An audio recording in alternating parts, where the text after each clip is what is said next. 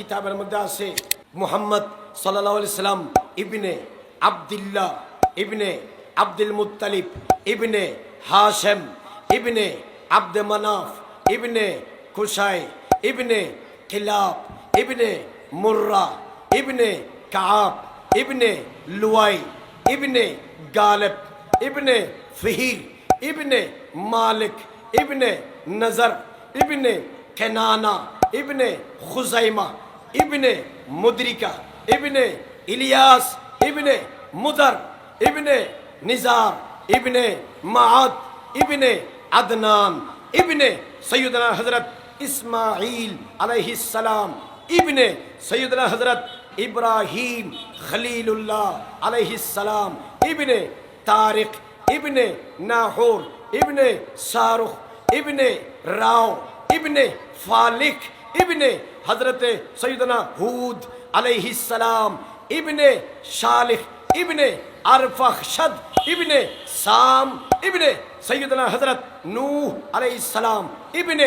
লামিখ ইবনে মাতুশালিহ ইবনে সৈয়দনা হযরত ইদ্রিস আলাইহিস সালাম ইবনে ইয়ারদ ইবনে মাহলাল ইল ইবনে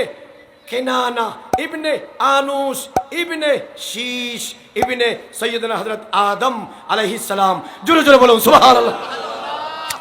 সৈয়দনা আদম আলাইহিস সালাম থেকে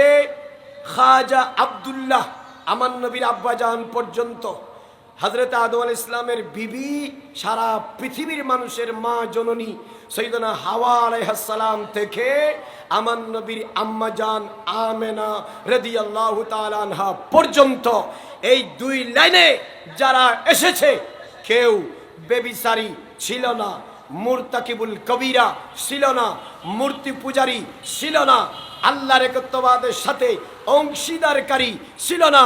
কাফের ছিল না, মুশরিক ছিল না। আমার নবীর আব্বাজান আব্দুল্লাহ, আমার নবীর আম্মাজান আমেনা রাদিয়াল্লাহু তাআলা আনহুমা থেকে আদম আলাইহিস সালাম হাওয়া আলাইহিস সালাম পর্যন্ত দুই লাইনে যাদের মধ্য দিয়ে রাহমাতুল লিল আলামিন শাফিউল মুজনবিন সাইয়্যিদুল মুরসালিন 12 রবিউল আউয়াল পৃথিবীতে তশরীফ এনেছেন, সবাই এক আল্লাহর একত্ববাদের উপর বিশ্বাসী ছিল,